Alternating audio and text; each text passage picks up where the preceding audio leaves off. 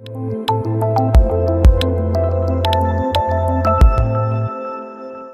Students, my name is Randhir. Welcome to our channel.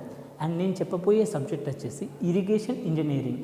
ఈ subject అనేది diploma civil వాళ్ళకి 4th సెమ్లో ఉంటుంది. సెకండ్ ఇయర్ 4th సెమ్లో ఇరిగేషన్ సబ్జెక్ట్ ఉంటుంది.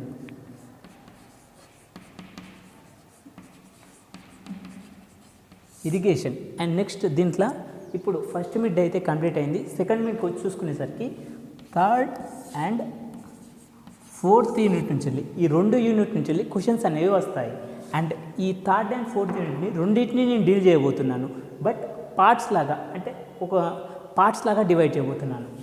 అంటే పార్ట్ 1, పార్ట్ 2, పార్ట్ 3 ఇలా 3 పార్ట్స్లో ఈ చాప్టర్ కంప్లీట్ చేస్తాను. అండ్ నెక్స్ట్ ఈ 4th చాప్టర్ వచ్చేసి కొంచెం లెంత్ ఎక్కువ ఉన్నది కాబట్టి దీన్ని 4th యూనిట్ని 4 పార్ట్స్గా డివైడ్ చేస్తాను.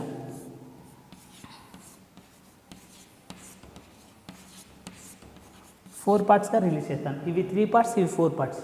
టోటల్ 7 వీడ్స్లో ఈ 2 యూనిట్స్ కవర్ చేసేటట్టు చూస్తాను. And next irrigation and 3rd unit వచ్చేసరికి head work and weir. Head work and weir. Head work and weir అంటే ఏంటి? Head work is nothing but ఇప్పుడు నార్మల్ రైన్ఫాల్ వచ్చినప్పుడు, న్యాచురల్ రైన్ఫాల్ వచ్చినప్పుడు వాటర్ అనేది ఒక దగ్గర నుంచి ఒక ప్లేస్కి మూవ్ అవుతూ ఉంటాయి. నార్మల్గా రైన్ఫాల్ వచ్చినప్పుడు ఏమైతే అంటే వాటర్ ఒక ప్లేస్కి మూవ్ అవుతూ ఉంటాయి. అంటే run of is nothing but water అనేది న్యాచురల్ రైన్ఫాల్ వచ్చినప్పుడు వాటర్ అనేది ఒక ప్లేస్ నుంచి ఒక ప్లేస్కి మూవ్ అయ్యేదాన్ని రన్ ఆఫ్ అంటారు. ఆ రన్ ఆఫ్ వాటర్ వేస్ట్ కాకుండా ఒక కాంక్రీట్ స్ట్రక్చర్ని కన్స్ట్రక్ట్ చేస్తారు. రన్ ఆఫ్ అంటే ఒక రివర్ ఏరియా దగ్గర కానీ అక్రాస్ ద రివర్ దగ్గర head work and weir is nothing but dam కానీ రిజర్వేర్ కానీ ఇలాంటి స్ట్రక్చర్స్ కన్స్ట్రక్ట్ చేసేదాన్ని హెడ్ వర్క్ అండ్ వియర్ అనేసి అంటారు. అండ్ ఈ హెడ్ వర్క్ అండ్ వియర్స్ ఎక్కడ కన్స్ట్రక్ట్ చేస్తారు? ఒకవేళ ఒక కెనాల్ దగ్గర నుంచి వాటర్ అనేది ఫ్లో అవుతూ ఉన్నప్పుడు ఆ ప్లేస్లో ఒక హెడ్ వర్క్ కన్స్ట్రక్ట్ చేస్తే దాన్ని కెనాల్ హెడ్ వర్క్ అంటారు. Canal head work is nothing but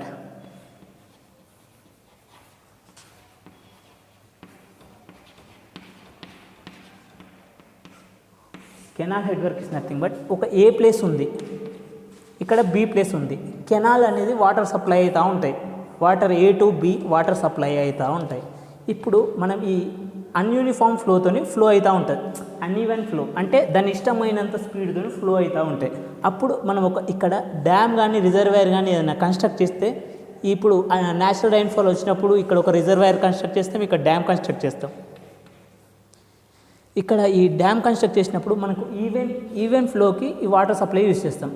canal head work is nothing but canal దగ్గర ఒక డ్యామ్ కానీ రిజర్వేర్ కానీ కన్స్ట్రక్ట్ చేస్తే దాన్ని కెనాల్ హెడ్ వర్క్ అంటారు. ఇది 1 మార్క్ క్వశ్చన్ వచ్చే అవకాశం ఎక్కువగా ఉంది. అండ్ హెడ్ వర్క్స్లో 2 టైప్స్ ఆఫ్ హెడ్ వర్క్స్ ఉన్నాయి. ఫస్ట్ హెడ్ వర్క్ వచ్చేసి స్టోరేజ్ హెడ్ వర్క్.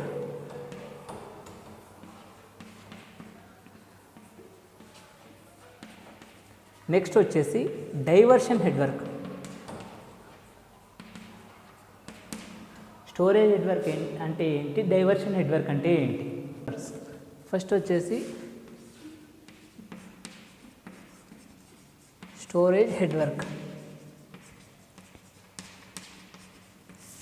నెక్స్ట్ వచ్చేసి సెకండ్ది డైవర్షన్ హెడ్ వర్క్.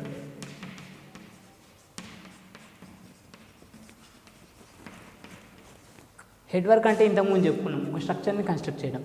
స్టోరేజ్ అంటే దీంట్లో ఉంది, స్టోరేజ్ హెడ్ వర్క్.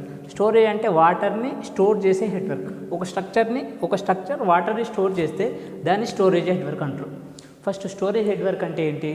న్యాచురల్గా రైన్ఫాల్ వచ్చినప్పుడు ఆ వాటర్ అనేది మౌంటైన్ ఏరియాస్ దగ్గర రిజర్వాయర్ అనేది కన్స్ట్రక్ట్ చేస్తారు. ఒక రిజర్వాయర్ కన్స్ట్రక్ట్ చేసి దాంట్లో వాటర్ని స్టోర్ చేస్తారు. దాన్ని స్టోరేజ్ హెడ్ వర్క్ అంటారు.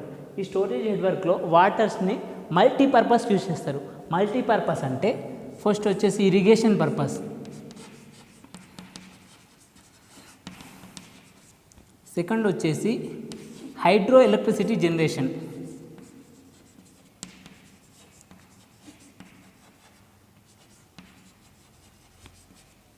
అండ్ ఇరిగేషన్ అంటే పొలాలలో పంపించే వాటర్ని ఇలాంటి డ్రింకింగ్ పర్పస్, నావిగేషన్ పర్పస్, ఇలాంటిది ఇరిగేషన్ పర్పస్ అంటారు. నెక్స్ట్ హైడ్రో ఎలక్ట్రిసిటీ అంటే మీకు అందరికి తెలిసిందే, పవర్ జనరేషన్ కోసం ఈ స్టోర్ అయిన వాటర్ని యూజ్ చేసేదాన్ని హైడ్రో ఎలక్ట్రిసిటీ జనరేషన్ అనేసి అంటారు. ఒకసారి పాస్ చేయి. అండ్ నెక్స్ట్ ఏ పర్పస్ యూజ్ చేస్తారు? Third, flood control.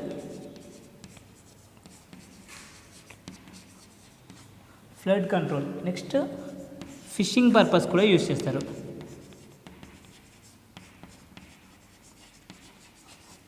ఈ నాలుగిట్లో మెయిన్ ఇంపార్టెంట్ ఏంటిదంటే మెయిన్గా కన్స్ట్రక్ట్ చేసేది కూడా ఈ ఫ్లడ్ కంట్రోల్ కోసమే యూజ్ చేస్తారు. ఈ ఫ్లడ్ అంటే ఎక్కువ ఏరియాస్లో ఫ్లడ్ అయితే వస్తుందో అక్కడ డ్యామ్ కన్స్ట్రక్ట్ చేసి ఆ వాటర్ అనేది అటు సైడ్ వెళ్ళకుండా స్టాప్ చేస్తారు. ఫిషింగ్ అంటే మీకు తెలిసిందే, చేపల కోసం. ఇవ్వండి purposes. First irrigation, electricity generate చేయడం కోసం, ఫ్లడ్స్ వచ్చినప్పుడు ఆ ఫ్లడ్ వాటర్ని కంట్రోల్ చేయడం, and fishing purpose. And next ఇంకోటి చూసుకున్నట్టయితే ఎప్పుడైతే ఈ ఫ్లడ్ కంట్రోల్స్ వచ్చినప్పుడు వాటర్ అనేది స్టోర్ చేసి, ఎప్పుడైతే అన్ఈవెన్ రైన్ఫాల్స్ ఉన్నప్పుడు అంటే వర్షాలు తక్కువ ఉన్నప్పుడు ఈ స్టోర్ చేసిన వాటర్ని వాళ్ళ కోసం యూజ్ చేస్తారు. ఎప్పుడైతే రైన్ఫాల్ అనేది తక్కువ పడ్డప్పుడు, వాటర్ అవైలబుల్గా లేనప్పుడు అప్పుడు ఈ స్టోరేజ్ హెడ్వర్క్ని యూజ్ చేస్తారు. అండ్ నెక్స్ట్ చూసుకుంటే డైవర్షన్ హెడ్వర్క్. ఇది కూడా చాలా ఇంపార్టెంట్. డైవర్షన్ హెడ్వర్క్ అంటే సేమ్ న్యాచురల్గా రైన్ఫాల్ వచ్చినప్పుడు వాటర్ని స్టోర్ చేసి కొంచెం టైం మాత్రం ఉంచి వాటర్ని డైవర్ట్ చేస్తారు ఒక ప్లేస్ నుంచి ఒక ప్లేస్ వరకు. ఈ డైవర్షన్ హెడ్వర్క్లో డైవర్షన్ త్రూ కెనాల్, ఇంతకుముందు చెప్పాం కదా canal head work. Diversion through canal supply త్రూని ఒక ప్లేస్ నుంచి ఇంకో ప్లేస్కి వాటర్ సప్లై చేస్తారు. అండ్ నెక్స్ట్ డ్యామ్ ఇలా ఉన్నప్పుడు ఇది అప్ స్ట్రీమ్ సైడ్, ఇది డౌన్ స్ట్రీమ్ సైడ్. పాసే ఓకేనా? ఈ upstream side, downstream side. Upstream side ఉన్న వాటర్ని స్టోరేజ్ వియర్ అంటారు. Storage weir. ఈ అప్ స్ట్రీమ్ సైడ్ ఉన్నదాన్ని స్టోరేజ్ వియర్. చాలా మంచిగా గుర్తుంచుకొని స్టోరేజ్ వియర్ అంటారు. ఈ డౌన్ స్ట్రీమ్ సైడ్ ఉన్నదాన్ని ఇట్లా వెళ్తాయి కాబట్టి మీరు నార్మల్గా బైక్ యాక్సిలేటర్ ఇచ్చినప్పుడు జస్ట్ నార్మల్గా పికప్ అని ఉంటుంది, ఇది పికప్ వియర్.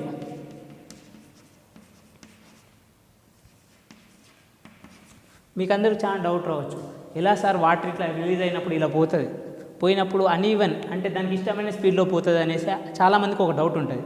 దానికోసమే ఇక్కడ కెనాల్ రెగ్యులేటర్ అని ఒకటి ఉంటుంది. కెనాల్ రెగ్యులేటర్ ఏం చేస్తా అంటే ఎంత ఫ్లో వచ్చినా కానీ ఆ స్టాప్ చేసి ఒక యూనిఫామ్ ఫ్లోలో వాటర్ని కెనాల్స్లకు సప్లై చేసేటట్టు చూసుకుంటుంది. ఒకవేళ మీరు అనుకున్నట్టు దాని ఇష్టం ఉన్నంత ఫ్లో పోతే ఇక్కడ హై అమౌంట్ ఆఫ్ వాటర్ ఒకటేసారి రిలీజ్ అయితే ఇక్కడ టో దగ్గర డ్యామేజ్ అవుతుంది, ఇక్కడ కెనాల్ డ్యామేజ్ అవుతుంది, అంత డ్యామేజ్ అవుతుంది. అందుకనే కెనాల్ రెగ్యులేటర్స్ యూజ్ చేసి వాటర్ని ఒక స్పీడ్లో వెళ్ళేటట్టు చూసుకుంటారు. అండ్ నెక్స్ట్ వచ్చేసి selection site for head work. అంటే ఏ సైట్లో మనం ఒక హెడ్ వర్క్ కానీ రివర్ కానీ కన్స్ట్రక్ట్ చేస్తాము.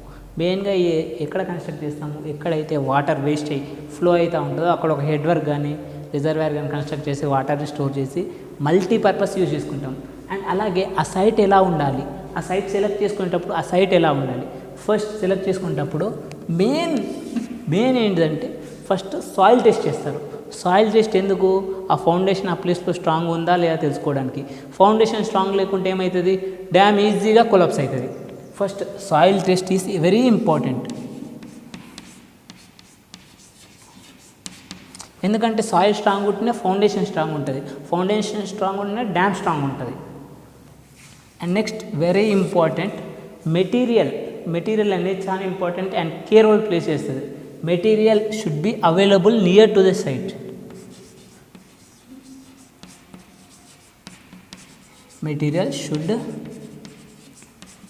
Available near to the site. And next third important ఏంటిది, ఇది ఇక్కడ చూసుకుంటే మెన్ అండ్ మెటీరియల్ రెండు అవైలబుల్గా ఉండాలి. And skilled persons also required.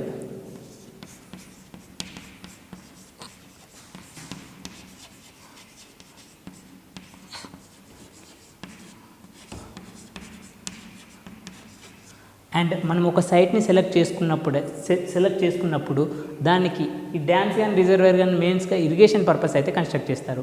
ఇప్పుడు మనము ఇరిగేషన్ డ్యామ్ ఇక్కడ కన్స్ట్రక్ట్ చేసి కల్టివేషన్ ల్యాండ్ 100 కిలోమీటర్స్ దూరం ఉంటే ఎలా వీలవుతుంది, అండ్ మళ్ళీ 100 కిలోమీటర్స్ కెనాల్ త్రూ పంపించాలి. అందుకనే 4th పాయింట్ వచ్చేసి కల్టివేషన్ ఏరియా అనేది దగ్గర ఉండాలి, ఒక డ్యామ్కి దగ్గర ఉండాలి.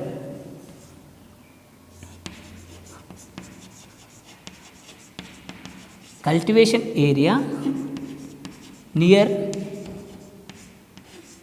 To the dam. And next ఈ డ్యామ్ కన్స్ట్రక్ట్ చేసిన తర్వాత and minimum cross drainages, drainage అనేది ఇట్లా స్ట్రేట్గా ఉండాలి, కెనాల్ అనేది ఇట్లా స్ట్రేట్ ఉండాలి. స్ట్రేట్ ఉండకుండా అటు ఇటు ఉంటే దాన్ని క్రాస్ డ్రైనేజ్ అంటారు. క్రాస్ డ్రైనేజ్ అనేది మినిమం ఉండాలి.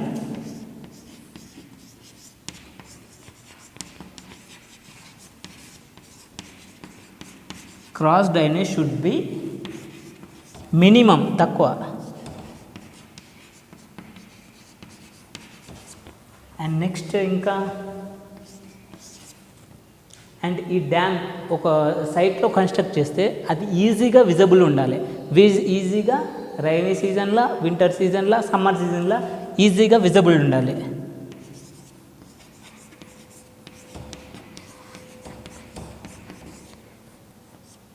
And next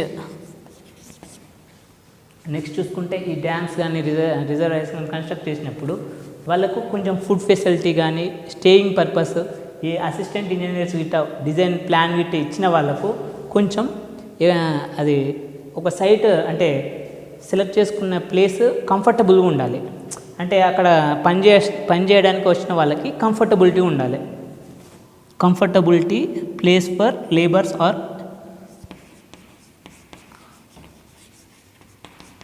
comfortability place for employees. అక్కడ వర్క్ చేయడానికి వచ్చిన వాళ్ళకి కొంచెం కంఫర్టబిలిటీగా ఉండాలి. And next major important point material, అంటే అక్కడ యూస్ చేసే ఎలాంటి మెటీరియల్ అయినా, కాంక్రీట్ అయినా కానీ, ఆ స్టోన్స్ గ్రావెల్స్ అయినా కానీ, ఆ యూస్ చేసే మెటీరియల్స్ క్వాలిటీ ఉండాలి. quality of material. ఇవి ఈ 8 points is enough for selecting site for the head work. And thank you for watching. And next part అనేది ఈ వీడియో రిలీజ్ చేసిన తర్వాత 1 or 2 డేస్లో రిలీజ్ చేస్తాము. And thank you for watching. నేను ఇచ్చిన ఇన్ఫర్మేషన్ కానీ మీకు నచ్చినట్టయితే ఒక లైక్ చేయండి.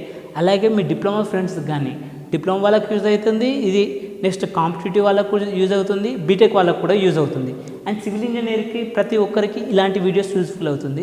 ఎవరైతే మీరు ఒకవేళ సివిల్ ఇంజనీర్ అయినట్టయితే ప్లీజ్ సబ్స్క్రైబ్ అండ్ మీ ఫ్రెండ్స్ సివిల్ ఇంజనీర్స్కి ఈ ఛానల్ అనేది షేర్ చేయండి. And thank you for watching. Bye, signing off now.